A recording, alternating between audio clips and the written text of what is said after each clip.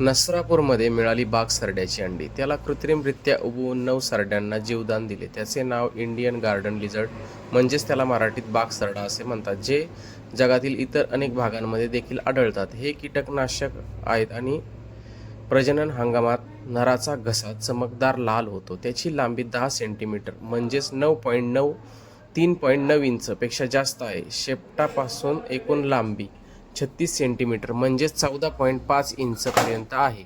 मणक्याचे 2 लहान गट एकमेकांपासून पूर्णपणे विभक्त आहेत. मानेवर आणि खोडाच्या पुढच्या भागावर मध्यम प्रमाणात उंचावलेला असतो. मोठ्या व्यक्तींमध्ये शेपटीच्या मुळापर्यंत पसरतो आणि लहान मुलांमध्ये हळूहळू खोडांच्या मध्यभागी अदृश्य होतो. खांद्यासमोर दुमडम नाही, परंतु खालच्या जबड्याखालील तराजू इतरांपेक्षा खूपच लहान आहे. मागचा पाय टाच पासून चौथा पायाच्या टोकापर्यंत मोजला जातो. हा सरडा खूप रंग बदलू शकतो. कधी कधी एक समान तपकिरी किंवा राखाडी पिवळसर असतो. त्यांच्या डोळ्यातून काळ्या रेषा बाहेर पडतात आणि त्यातील काही घशावर चालू राहतात.